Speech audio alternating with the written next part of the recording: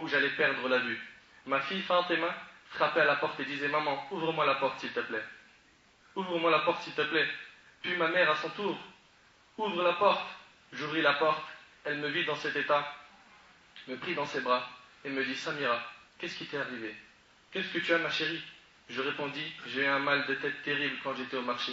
Je n'ai pu le supporter, je suis donc tombé sur mon visage. » Ma mère a compris par ma voix que je mentais. Ma mère me laissa et s'en alla.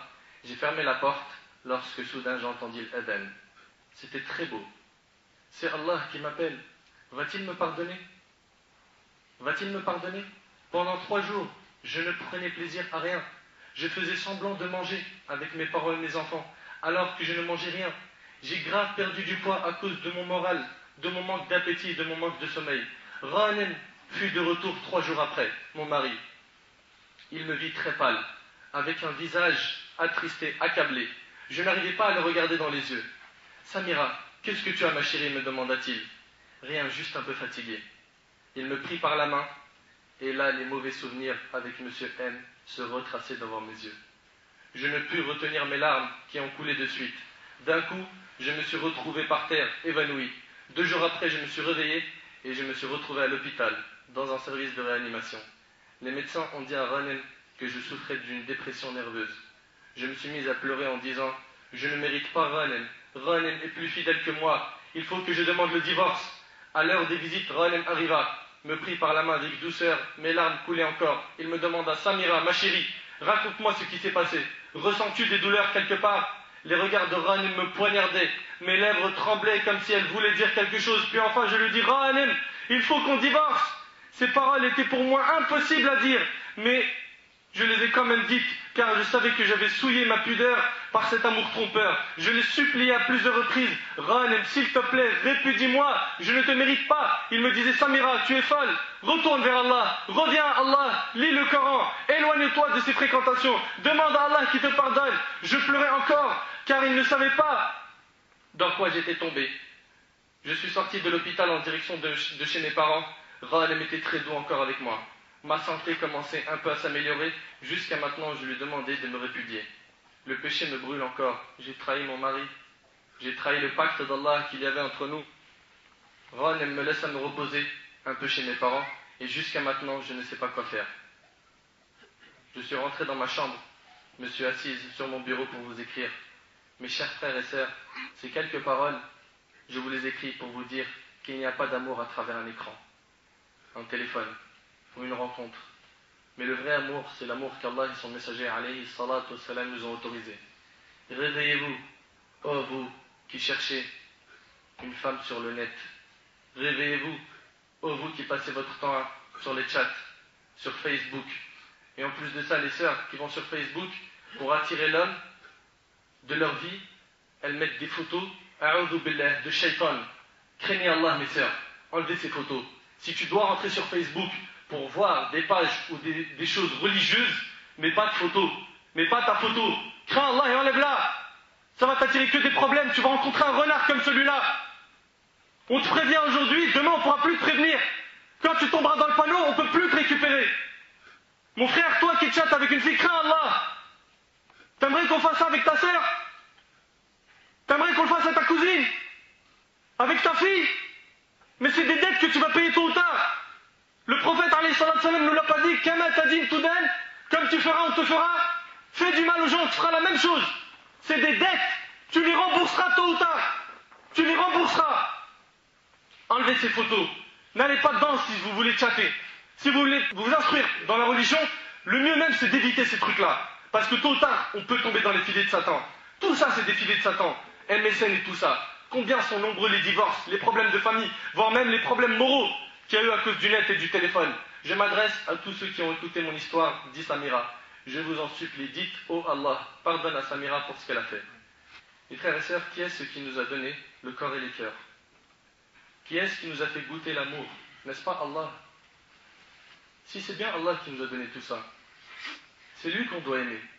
Et tout amour qui n'est pas dans la satisfaction d'Allah devient tristesse et malheur, et une humiliation et un rabaissement. Que chacun et chacune se pose la question, est-ce qu'on aime Allah vraiment?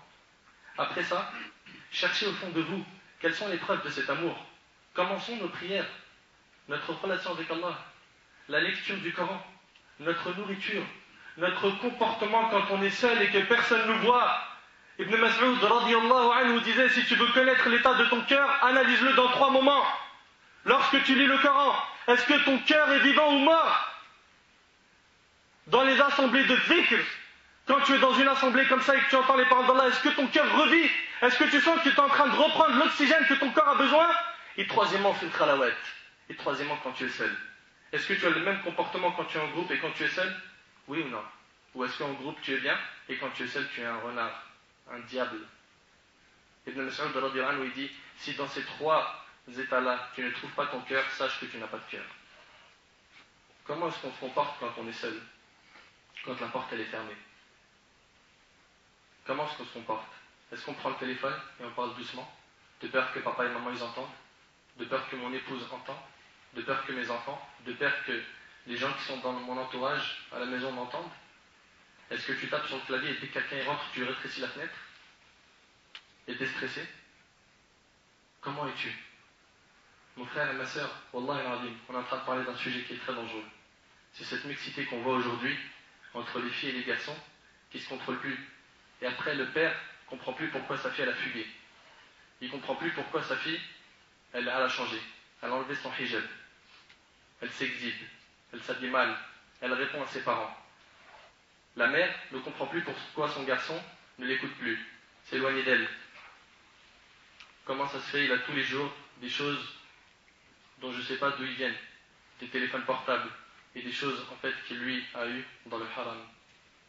Tout ça, ça commence par cette relation homme-femme qui est dans le haram.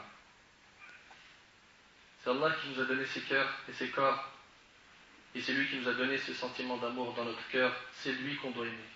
Comment notre comportement est envers nos parents, envers nos proches, nos enfants? Comment est notre éducation? Avons-nous purifié nos cœurs de toute jalousie ou autre maladie du cœur? Est-ce qu'on plaît à Allah dans toutes nos actions? Sinon, comment pouvons-nous prétendre qu'on l'aime? Le vrai amour est lorsqu'un frère voit une femme jolie, qui est belle, il baisse son regard immédiatement en se disant « Crains Allah ». Ce regard ne plaît pas à Allah. Il peut m'emmener vers la perdition. Et c'est également lorsqu'une sœur observe un homme qui lui plaît, ou le voit à la télé, ou autre, elle se met à baisser le regard en disant non, ce regard ne plaît pas à Allah. Et vous savez mieux que moi que tout démarre à partir de ce regard. Ce regard, c'est la flèche du diable. Dès qu'elle pénètre le cœur, c'est terminé. Ce regard illicite que Shaitan te demande de faire, puis une fois que tu l'as fait, et que tu as pris goût, la deuxième démarche, prends le numéro de téléphone, le rendez-vous, etc., etc. Et la quasi-totalité de ces relations finissent par la fornication. Attends-toi à ce que le diable se désavoue de toi le jour du jugement, après que tu aies fait tous ces péchés. Allah dit dans Surat Al-Hashr, Surat 59, verset 16, que le diable va dire كَمَثَلِ الشَّيْطَانِ إِذْ قَالَ لِلْإِنسَانِ اكْفُرْ فَلَمَّا كَفَرَ قَالَ إِنِّي بَرِيءٌ مِّنْكَ إِنِّي أَخَافُ اللَّهَ رَبَّ الْعَالَمِينَ. Ils sont semblables au diable quand il dit à l'homme sois incrédule, mais crois. Le diable, ce qu'il veut de toi en numéro 1, c'est que tu sois un mécréant. Sois incrédule. Puis quand il a mécru, quand l'être humain sera mécréant, il dira le jour du jugement je te désavoue, car je redoute Dieu, le Seigneur de l'univers. T'imagines un petit peu? Le diable va dire je te désavoue, j'y suis pour rien, moi je crains Allah. T'es conscient de ça? Le diable il va dire j'y suis pour rien, moi j'ai peur de Dieu. Il te mène à ta perte et il se désavoue. Il te dit j'y suis pour rien. Écoutez avec moi ce verset qui nous montre qu'on ne doit jamais privilégier l'amour de ce bas monde par rapport à l'amour d'Allah et de son prophète alayhi salatu salam et celui de l'au-delà.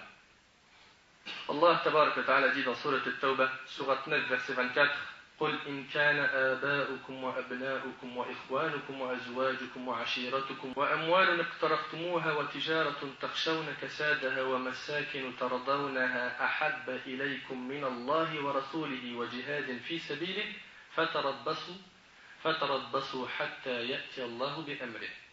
Allah subhanahu wa ta'ala s'adresse à nous. Dit, si vos pères, vos enfants, vos frères, vos épouses, vos clans, les biens que vous gagnez, le négoce dont vous craignez le déclin, et les demeures qui vous sont agréables, vous sont plus chers que Dieu, son messager, et la lutte dans le sentier de Dieu, alors attendez que Dieu fasse venir son ordre. C'est une menace, une promesse de châtiment.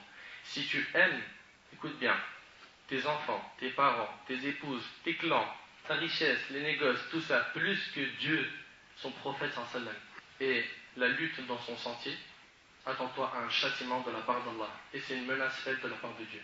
Attention à ce qu'on ne fasse pas partie des pervers si on met en avant l'amour de ce bas monde. Tôt ou tard, les gens connaîtront ta vérité. Alors ne mens pas à cette fille.